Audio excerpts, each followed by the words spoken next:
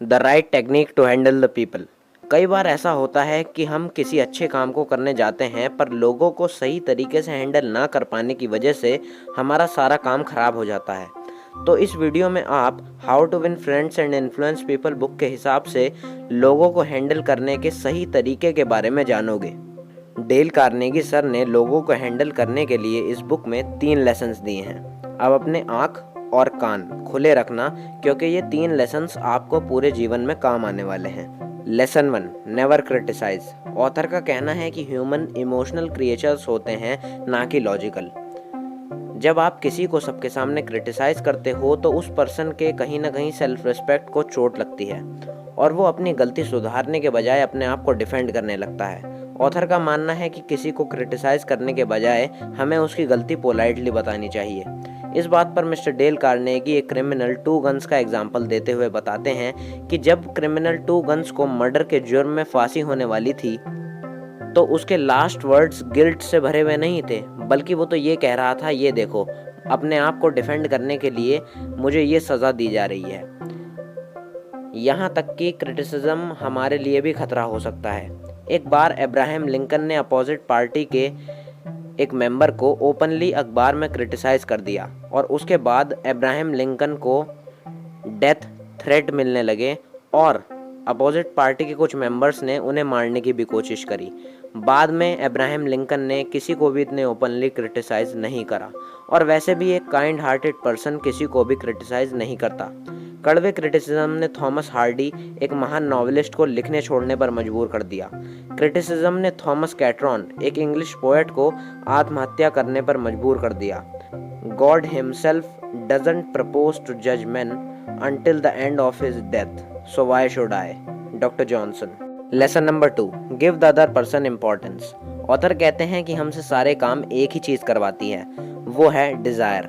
और डिज़ायर का होना ज़रूरी भी है, क्योंकि अगर डिज़ायर नहीं होगी तो कोई और काम कर ही नहीं पाएगा। लोगों में सबसे कॉमन डिज़ायर होता है डिज़ायर ऑफ इम्पोर्टेंस, यानी कि कोई उन्हें इम्पोर्टेंट फील कराए, उनकी बात सुने और माने। ऑथर तो यहाँ तक कहते हैं कि अगर आप किसी को इम्पोर्टेंट फील नहीं करवाते हो तो ये काफ़ी बुरा भी हो सकता है। ऑथर एक लेडी का एग्जाम्पल देते हुए उसकी स्टोरी शेयर करते हैं। वो लेडी अपने हस्बैंड से बहुत प्यार करती थी, लेकिन उस लेडी का हस्बैंड उसे फीलिंग ऑफ इम्पोर्टेंस नहीं देता था। इससे बाद में वो मेंटली डिस्टर्ब हो गई और उसने अपनी सपनों की दुनिया बना ली और सोचने लगी कि उसके काफ़ी सारे बच्चे हैं और वो एक खुशहाल ज़िंदगी जी रही है। हालत इतनी बुरी हो गई कि वो अपने कमरे से बाहर भी नहीं आती थी। ये तो काफ़ी एक एक्सट्रीम एग्जाम्पल हो गया, लेकिन फीलिंग ऑफ इम्पोर्टेंस ना देने से और भी काफ़ी सारी चीज़ें हो सकती हैं। इम्पोर्टेंस हम छोटी छोटी चीज़ों में दे सकते हैं, जैसे कि किसी की सच्ची या ऑनेस्ट तारीफ़ करके।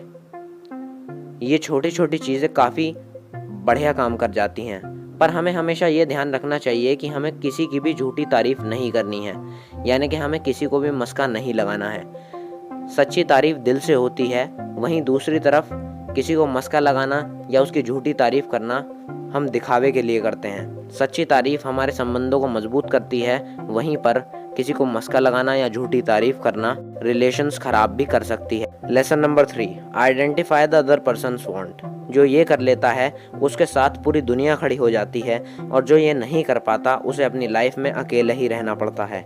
मिस्टर डेल कार्नेगी बताते हैं कि वांट इस दुनिया में सारे काम करवा लेती है और अगर आप किसी दूसरे पर्सन की वांट को पहचान लेते हो तो ये काफ़ी फ़ायदेमंद भी हो सकता है और आप उसे इजीली अपना फ्रेंड बना सकते हो या फिर उसे इन्फ्लुएंस भी कर सकते हो।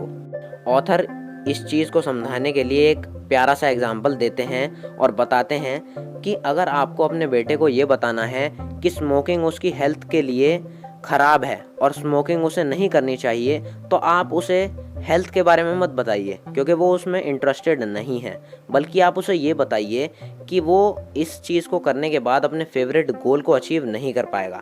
जैसे कि वो सिंगर नहीं बन पाएगा, वो क्रिकेटर नहीं बन पाएगा, वो अपनी फेवरेट बास्केटबॉल टीम में नहीं जा पाएगा। दोस्तों, ये चैप्टर्स तो इस बुक के काफ़ी बेसिक हैं। अगर तुम्हें और अच्छे चैप्टर्स जो कि तुम्हारी लाइफ में काफ़ी बड़ा इम्पैक्ट क्रिएट करेंगे वो देखने हैं तो यहाँ पर इस वीडियो पर क्लिक करो और अगर तुम बुक पढ़ने में अभी नए हो तो इस प्लेलिस्ट पर क्लिक करो। यहाँ पर मैंने बुक पढ़ने के काफ़ी सारे बेसिक टिप्स बताए हैं जो कि आपको लाइफ में काफ़ी काम आने वाले हैं।